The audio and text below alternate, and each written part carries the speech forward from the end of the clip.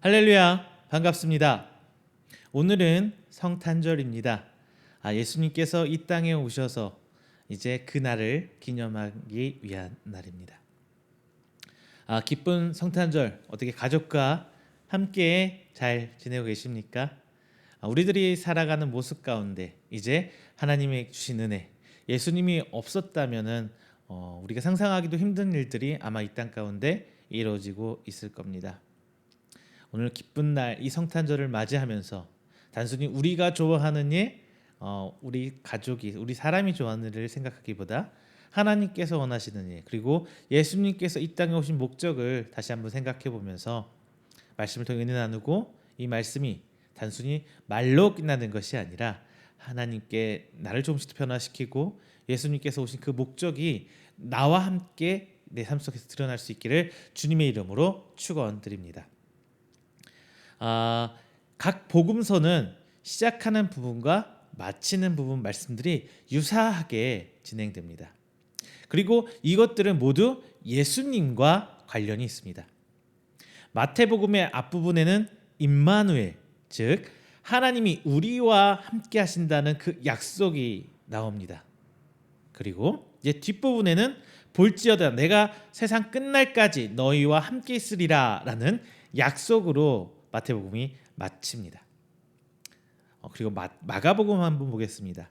마가복음의 앞부분에서는 하나님의 아들 예수 그리스도의 복음의 시작이라 라는 말씀으로 마가복음이 시작됩니다. 그리고 마가복음 맨 끝부분을 보면은 너희는 온 천하에 다니며 만민에게 복음을 전파하라 라는 명령으로 말씀을 마칩니다. 그리고 누가복음은요, 앞부분에서는 성전에서 찬송하는 장면을 시작해서 뒷부분의 마무리는 늘 성전에서 하나님을 찬송하리라 라는 어떤 문구로 끝납니다. 그리고 이제 요한복음의 앞부분은 우리라는 단어와 증인이라는 단어가 여러 번 반복됩니다. 그리고 이제 뒤후반절 맨 마지막 부분은 이 일들을 증언하고 이 일들을 기록한 제자가 이 사람이라 우리는 그의 증언이 참된 줄 아노라 라고 이제 말씀을 끝맺습니다. 이처럼 각 복음서의 시작 부분과 마치는 부분은 같은 주제를 가지고 있으면서 이러한 주제의 반복을 통해 그 복음서가 어떤 교훈을 우리에게 전달하려고 하는지 우리는 파악할 수 있습니다. 따라서 오늘 우리가 다루려는 마태복음 본문을 주님이 우리와 함께 하신다, 즉 임마누엘의 약속으로 가득 찬 복음서라고 할 수 있을 것입니다. 오늘은 성탄절입니다. 예수님께서 이 땅에 오신 그날을 기념하고 감사하며 기뻐하는 날입니다.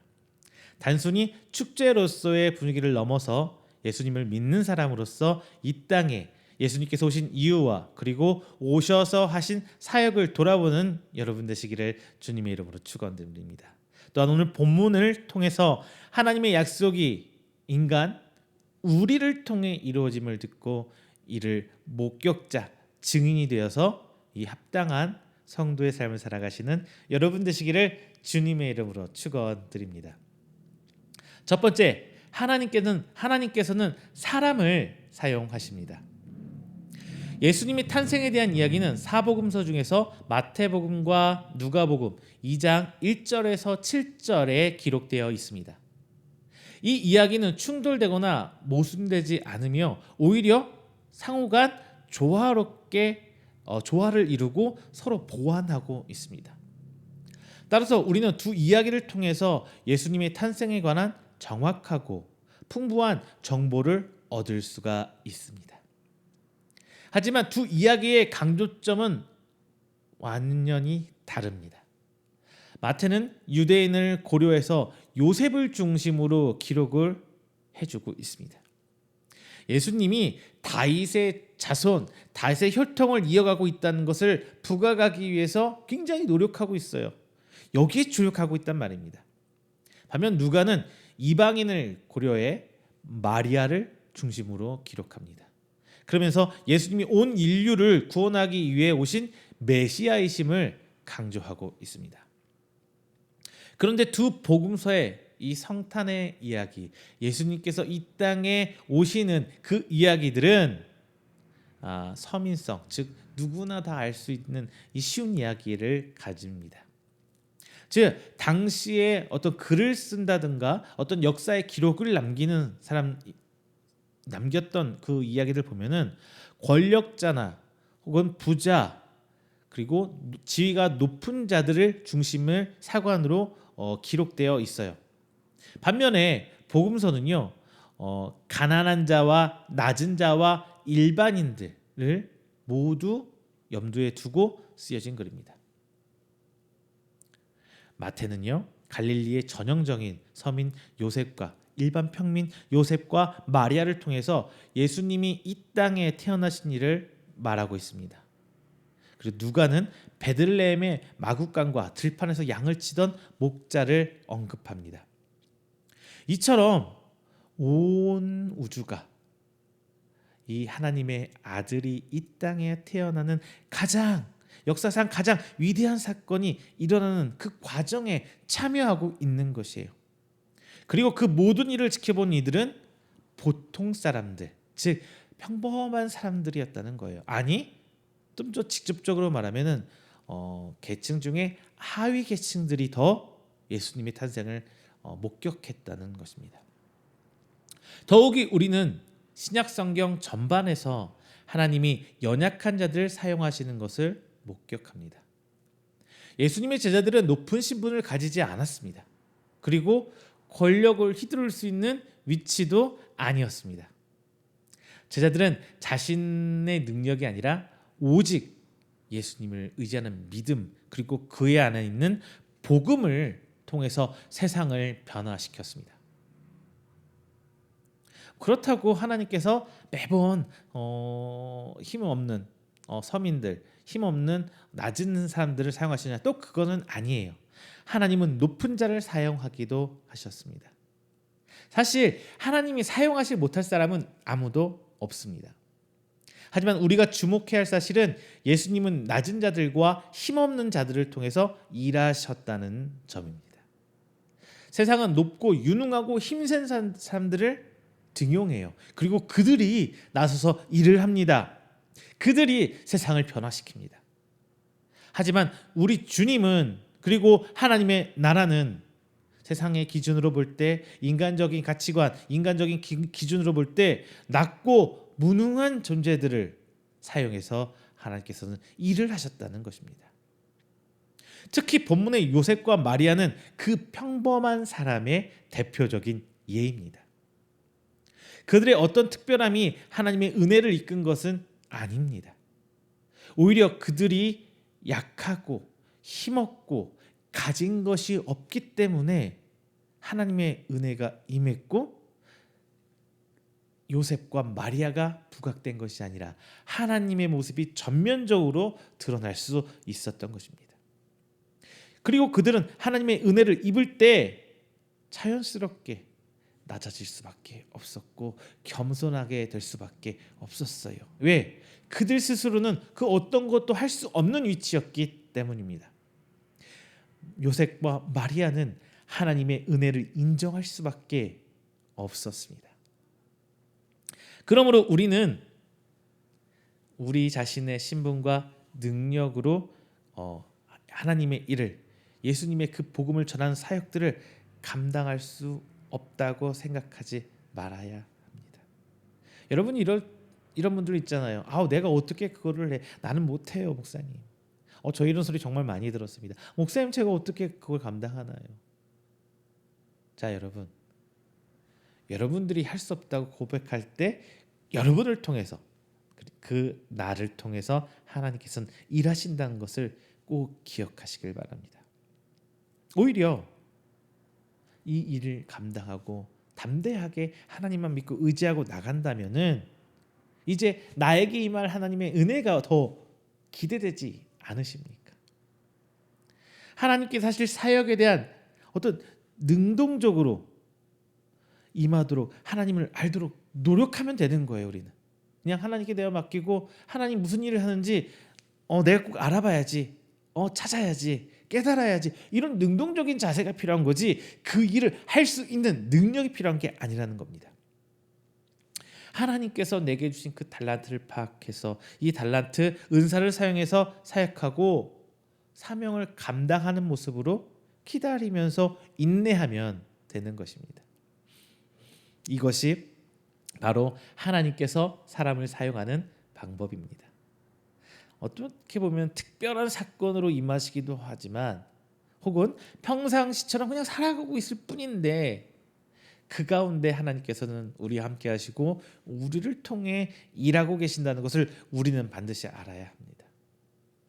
이 과정의 반복이 바로 하나님께서 우리 인간을 사용하시는 가장 대표적인 방법입니다. 요셉과 마리아, 그 평범한 사람을 통해서 예수님께서 이 땅에 오셨습니다. 그리고 하나님께서 계획하셨던 그 공생의 사역이 하기 전까지 그 가정 안에서 예수님은 성장했습니다. 그들이 특출났나요? 돈이 많았나요? 아니면 어떤 능력이 대단했나요? 아니면 권력을 가지고 있는 자들이었나요? 아니에요. 하나님께서는 사람을 통해서 일하시되 하나님을 드러낼 수 있는 사람을 통해 역사하신다는 것을 기억하시길 바랍니다. 두 번째입니다. 요셉과 마리아의 순종이 하나님의 약속을 이뤘습니다. 앞서서 제가 말씀드렸던 것처럼 마태복음의 예수님의 탄생 기사는 임마누엘의 약속이 어떻게 실현되고 있는지를 우리에게 보여줍니다. 이 약속이 성취되기 위해서는 어떠한 일이 일어났는지 하나님께서는 우리에게 알려주고 싶으신 거예요. 즉, 이 약속이 성취되는 그 과정 하나하나에서 하나님의 세밀한 모습을 우리는 발견해야 된다는 겁니다. 그리고 마태는 이런 엄청난 약속이 알려지지 않은 사람들, 목동, 아무도 모르는 사람들을 통해서 작은 사람들의 노력과 수고로 이루어졌다는 것을 보여줍니다. 그렇다면 임마누엘의 약속이 성취되는 과정은 임마누엘의 약속이 성취되는 과정에서 작은 사람들, 낮은 사람들, 보잘것없는 사람들은 어떠한 역할을 감당했을까요? 우리는 본문에서 예수님의 부모인 요셉과 마리아가 한 일을 눈여겨봐야 될 것 같습니다. 요셉과 마리아는요, 순종과 헌신 덕분에 하나님의 위대한 계획과 뜻을 이루었습니다. 이것에 대해서 마태는 다음과 같이 정리해서 말합니다. 이 모든 일이 된 것은 주께서 선지자로 하러 하신 말씀을 이루려 하심이니 이르시되 보라 처녀가 잉태하여 아들을 낳을 것이요 그의 이름은 임마누엘이라 하리라 하셨으니 이를 번역한즉 하나님이 우리와 함께 계시다 함이라. 22절에서 23절 말씀입니다. 자, 마리아와 이제 요셉은요 약혼하고 동거하기 전에 아이가 잉태된 걸 알았어요. 물론 마리아는 계시를 받았기 때문에 하나님부터 음성을 들었기 때문에 이게 메시아다. 하나님께서 성령을 통해서 임신시킨 거다라는 걸 굳게 믿을 수 있었어요. 그런데 남편인 요셉은 과연 그랬겠느냐는 거예요. 쉽지 않죠. 아마 못 믿었을 거예요. 그래서 성경은 조용히 끝내려 가는 요셉의 모습을 보여주죠. 당시 약혼은요, 지금 우리가 생각하는 오늘날의 결혼보다 훨씬 강력한 법적 구속력을 가지고 있는 거였어요. 지금은 이혼 쉽게 하죠. 결혼 혼인 신고서에 인구도 박이기 전에 이혼하시는 분들도 있습니다. 물론 이유야 분명히 있죠. 그들이 부당한 건 아닙니다. 다만 오늘날에 생각하는 결혼 자체보다도 옛날의 약혼이 우리 지금 현재 결혼보다 훨씬 강력했다는 거예요.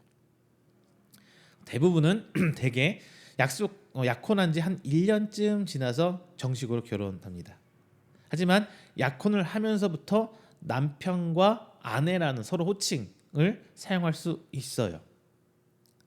비록 마리아에게 천사가 나타나서 성령으로 잉태해서 너가 아이를 낳을 거야 라고 알려주었지만 마리아 입장에서는 어때요? 본인은 남자를 알지 못하는 상태에서 임신했기 때문에 얼마나 혼란스럽고 어렵고 힘들었을까요? 특히 요셉과의 결혼을 앞둔 그녀로서는 왜 하필 나에게 이런 일이 일어났을까라는 고민도 생각도 분명히 했을 것입니다. 마태는 마리아의 남편 요셉의 반응을 언급해주고 있습니다. 마태는 요셉을 가리켜서 마태복음 1장 19절에서 의로운 사람이라고 얘기합니다. 이는 요셉이 율법정을 모두 지켜 행한 사람이 그런 뜻을 얘기하고 있는 것이 아니에요. 단지 그가 율법 안에 있는 하나님의 마음, 그 정신들을 지켜서 최선을 다하려는 사람이었다는 뜻입니다. 이것은 바리새인들에게 의로운 사람이라 칭하지 않은 부분에서 우리는 분명히 알 수 있습니다. 요셉은 마리아가 자신을 배신하고 다른 남자와 부정을 저질러서 아이를 가졌다고 생각했어요. 그래서 이 일을 드러내지 않고 조용히 정리해서 끊고자 했습니다. 유대 전통에서 간음은 큰 죄악이고 수치였어요. 간음한 사람은 혹독한 형벌과 엄청난 모멸을 받았습니다. 심지어 여러분 말씀 기억나시나요? 창녀를 데려다가 돌로 쳐 죽이려고 했던 이스라엘 백성, 예수님 앞에 끌고 나왔죠. 심지어 돌에 맞아 죽을 수도 있었습니다. 그래서 요셉은 비록 어떻게 아이를 가졌는지는 나는 모르겠지만 아이를 갖게 된 이 마리아를 지켜주기 위해서 이 일을 굳이 드러내려고 하지 않았어요. 분명히 이 마리아가 임신했다는 이 사실, 이 팩트는 요셉에게 견디기 힘든 고통이었을 거란 말이에요. 그런데 요셉은 어쨌든 내가 사랑했던이든 사랑하고 있던이든 여튼 약혼자를 보호하기 위해서 이렇게 했습니다. 요셉을 나라고 한번 생각해 보자고요. 내가 가장 사랑했던 사람에게 배신당을 당하면 우리는 어떤 마음이 들까요? 이 성경이 나온 요셉처럼 어떻게 처신할 수 있어요? 그냥 아무 일도 없었던 것처럼? 아니, 아무 일도 없었던 것이라기보다는 조용히 말도 안 하고 싸우지도 않고 그냥 처리할 수 있을까요? 사람의 본심은 위기 상황에서 드러난다고 합니다. 어려운 일이 발생했을 때 어떤 내면의 상태를 유지하고 있으며 그 일에 관해서 어떻게 처신하는지를 보면 그 사람이 어떤 사람인지, 그 사람의 진정한 상태를 알 수 있습니다. 평소에 드러나는 사람들의 모습에 속지 말아야 해요. 스스로도 그렇게 생각해요. 나는 평상시에 이런 사람이야 라고 혹시 생각할 수 있을 거예요. 나는 누군가 용서도 잘하고, 나는 누군가를 쉽게 생각하지도 않고 판단하지도 않고, 나는 정말 좋은 사람이야 라고 생각할 수 있어요. 하지만 스스로 그런 모습에 속지 않아야 돼요. 나 자신의 진짜 모습, 내 안에 감추어진 참 모습은요, 진짜 절망 속에 어떤 난관에 부딪혔을 때 드러나게 돼요. 그렇기 때문에 우리는 평상시에 잘 살아와야 돼요.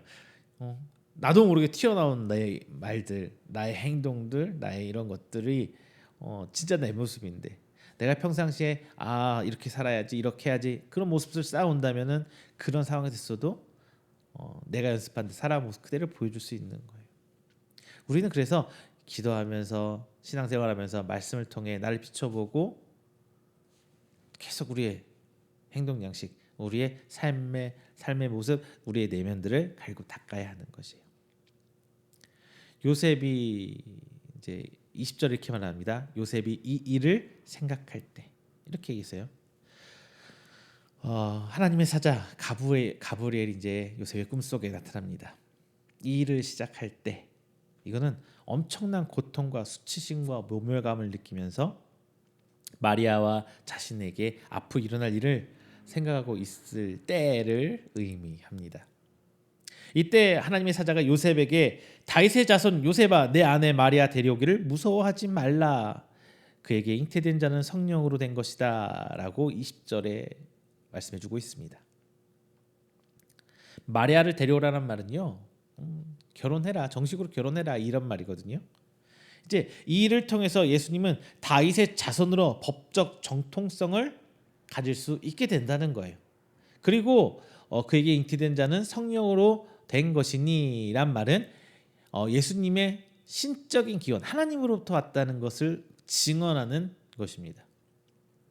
이렇게 해서 예수님은 다윗의 계보를 잇는 분이면서 초자연적으로 출생한 원죄를 가지지 않은 최초이자 마지막인 유일한 사람이 되셨습니다.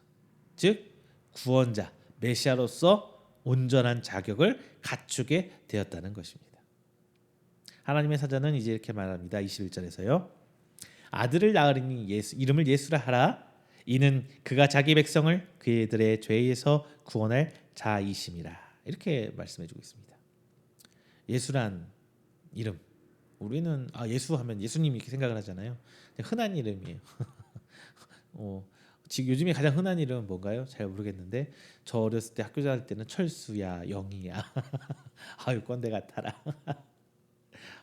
영어로 따지면 뭐 피에터 뭐 이런 거, 데이빗 뭐 이런 이름 옛날식 이런 거예요. 정말 흔한 이름이에요. 여호수아라는 이름은 되게 흔했다고 합니다. 여튼 예수란 이름의 뜻은 여호와는 구원이시다라는 뜻이에요. 유대 문화에서 이름을 지을 때는 좀 신중했다고 해요. 우리나라처럼요. 우리나라도 이름에 의미가 다 있죠. 한자 이름을 지으면서 의미를 주고 혹은 순수 한국 우리말 이름을 지으면서도 의미를 분명히 부여합니다. 이스라엘 백성도 똑같았어요. 이렇게 예수란 이름은 하나님의 아들이 이 땅에서 무슨 일을 하실지 딱 보여주는 거예요. 예수님은 하나님의 그 구원을 열어주시는 그 일을 하실 거란 말인 거예요. 그리고 이어서 나올 임마누엘이라는 명칭은 예수님이 어떤 분이신지를 알려줍니다. 곧 임마누엘은 사람의 실제 이름이 아니라 그 사역의 예수님이 사역의 성격을 보여주는 것입니다. 그리고 이런 사역의 성격은 마태복음의 마지막 부분에서 이제 성취됩니다. 마태복음 28장 20절 말씀입니다. 거기서 예수님은 이렇게 말씀하고 계세요. 볼지어다 내가 세상 끝날까지 너희와 항상 함께 있으리라. 이렇게 말씀해주고 있습니다. 22절에서 13절 말씀은 천사의 말이 아니라 이제 나중에 기록하면서 마태가 한 말이에요. 마태는 이사야 7장 14절을 인용하면서 이제 이사야 시대의 상황을 얘기하고 있어요. 아람 왕과 북이스라엘 왕이 이제 연합해서 남유다 아하스를 대적할 때에 아하스에게 주어진 징조예요. 이 말씀은 이거예요. 아하스의 집안 한 처녀가 즉 제가 생각할 때는 그리고 신학자들이 이렇게 얘기해요. 아하스의 후계자 히스기야를 말한 거라고 얘기합니다. 그래서 이 아이가 장성하기 전에 아람과 북이스라엘이 패망할 것이다라는 거예요. 그런데 마태는 이사야의 예언을 궁극적으로 예수님의 탄생에 적용합니다. 즉 구약 시대의 임마누엘의 예언이 유다의 구원을 예고했던 것처럼 이제 신약 시대에 와서 예수님의 탄생이 온 세상의 구원을 예고한다는 것입니다. 요셉은 말이죠. 천사의 말에 순종합니다. 하나님 말씀에 순종한 거예요. 하지만 얼마나 힘들고 그가 고통스러웠을까요? 때로는 어떤 명령에 순종하려면 대가를 치르기도 합니다. 쉬운 어떤 말씀에 쉬운 명령에 순종하는 것은 어렵지 않아요. 하지만 감당하기 힘든 명령에 순종한다는 것은 굉장히 어렵습니다. 큰 희생을 감수해야 할 때도 분명히 있어요. 그런데 요셉은 순종합니다. 요셉은 아들을 낳기 전까지 마리아와 동침하지 않았어요. 이것은 예수님의 신적 기원을 강하게 지지해주는 언급입니다. 물론 예수님이 태어나신 후에는 동침하면서 그들이 아이를 계속 낳아요. 본문 마지막에 있는 나음의 이름을 예수라 하리라 하는 언급은 요셉이 감당한 온전한 순종의 전형을 우리에게 보여주고 있습니다. 하나님은 우리의 순종을 통해 이미 말씀으로 약속하신 것을 이루십니다. 요셉과 마리아의 순종이 메시아를 세상에 드러냈던 거죠. 물론 요셉과 마리아가 아니더라도 예수님께서는 분명히 메시아로 오셨을 거예요. 다만 그게 누구냐라는 문제에 우리가 답해야 하는 거예요. 하나님은 일하시는데 누가 순종해서 누가 하나님을 이룰 것인가라는 부분의 답은 우리에게 있어요. 내가 아니어도 하나님 일하세요. 여기서 착각하면 안 돼요. 내가 아니어도 하나님은 일하세요. 근데 누구를 통해서 누구의 순종을 통해서 일하시느냐, 우리는 거기에 집중해야 된다는 것입니다. 자, 좋은 날 말씀 뵙겠습니다. 이제 본문이 우리에게 주는 교훈을 두 가지로 제가 정리해 드릴게요. 첫째, 우리는 본문에서 임마누엘 약속이 주어지는 것과 그것이 이루어지는 과정을 우리는 목격할 수 있었습니다. 하나님은 처녀가 아이를 낳음으로써 우리와 함께 할 수 있겠다고 약속하십니다. 그리고 예수님이 처녀 마리아의 몸을 통해서 이 땅에 오심으로 그 약속은 이루어졌습니다. 예수님께서는 2000년 전에 이 땅에 오신 후 지금까지 우리와 함께 하고 계십니다. 요한복음 14장 18절의 말씀 보면은 십자가에 못 박혀 돌아가시기 직전에도 제자들에게 이렇게 말씀하십니다. 내가 너희를 고아와 같이 내버려 두지 아니하고 너희에게로 오리라 라고 말씀하세요. 이 말씀처럼 예수님은 우리를 그냥 두지 않고 계속 함께하고 계신 거예요. 우리를 인도하고 지켜주시고 계십니다. 그리고 우리는 우리와 함께 계시는 예수님을 통해서 하나님의 임재와 보호를 경험합니다. 둘째는 이거예요. 하나님의 임마누엘 약속은 요셉과 마리아를 통해서 이루어졌습니다. 하나님은 구약에서 약속하신 일을 갈릴리의 출신의 평범한 사람 요셉과 마리아를 통해서 이루셨습니다. 요셉과 마리아는 하나님의 온전히 순종함으로 하나님의 뜻을 이루는데 공헌했습니다. 하지만 그들은 온전한 순종을 위해서 엄청난 가슴 아픈 일과 힘든 결단을 어려운 일들을 참아내야 했습니다. 극심한 고통을 극복해야 했고 밖으로 드러날 위험을 그들은 감수해야 했습니다. 이것처럼 순종은 어렵고 힘든 일입니다. 하지만 우리는 하나님의 말씀에 순종하기를 바라야 하고 그 일에 사용되는 것을 영광으로 생각해야 합니다. 하나님은 우리가 이 땅에서 사명 감당하기를 원하십니다. 우리는 자신을 통해 하나님께서 일하신다는 사실 앞에서 감사해야 하면서 귀한 일을 감당할 수 있도록 최선을 다해야 합니다. 하나님의 구원의 역사가 우리를 통해 널리 전파되게 해야 한다는 게 우리가 해야 될 일입니다. 하나님이 우리를 통해 일하시도록 오늘 성탄절을 맞아 감사 예배를 우리 함께 이 시간 드리면서 순종으로 나를 내어드기를 다시 한번 다짐하기를 부탁드립니다. 오늘 성탄절을 맞이하면서 가족들 간의 귀한 시간, 즐겁고 행복한 시간, 연인들 간의 친구들과 좋은 시간 보내는 거 다 좋습니다. 하지만 이 땅에 오신 예수님의 그 말씀 잊지 마시고 그 예수님을 탄생하기 위해서 하나님께서는 사람을 사용하는데 오늘날 사역하기 위해서도 하나님께서는 사람을 찾고 계시고 그 사람이 바로 우리가 되어야 될 것임을 꼭 기억하시면서 오늘 하루 보내시기를 부탁드립니다. 기도하겠습니다. 사랑이 많으신 하나님 감사합니다.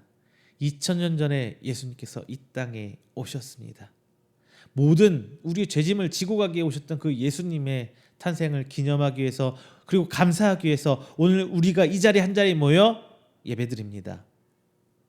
오늘 선포된 말씀 요셉과 마리아를 통해 하나님께 일하시는 모습을 우리가 함께 배웠습니다. 물론 요셉과 마리아가 아니었더라도 예수님께서 분명히 이 땅에 오셨을 것입니다.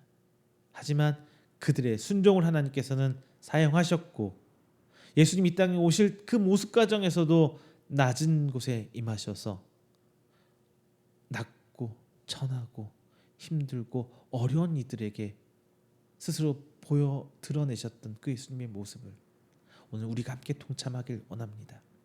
그 순종함에 우리가 두 손 들고 나아가길 원합니다. 비록 그 과정이 힘들고 어려울지라도 어떠한 대가를 지불할지라도 주님 내가 하나님께 나아가겠사오니 하나님 그 순간순간 저희를 위로해 주시고 새 힘으로 들어주시옵소서. 요셉이 어려워하고 힘들어하고 아파할 때 하나님의 사자를 보내주신 것처럼 내가 하나님 말씀에 순종하고 나아갈 때 내가 아프고 힘들지라도 하나님 은혜 보여주신 그 은혜와 하나님께서 나를 통해 응답하신 그것들을 기억하며 그 순간을 이겨내고 하나님 일을 이뤄내게 하여 주시옵소서. 그 모든 것 자체가 나로 이루어짐이 아니라 하나님으로부터 있음을 이 시간 고백하오니 하나님 우리 하나를 붙들어 주시고 하나님이 사용하는 그가 바로 우리가 될 수 있도록 주님 붙들어 주시옵소서. 오늘 하루 온전히 하나님께 내어 맡깁니다. 하나님 예수 그리스도를 잊지 않게 하여 주시옵소서. 내 마음속에 내 삶 속에 오직 하나님 예수님 성령님을 붙들고 나아가는 우리들이 될 수 있도록 주님 인도하여 주시옵소서. 이 모든 말씀 사랑이 많으신 예수님의 이름으로 기도드립니다. 아멘.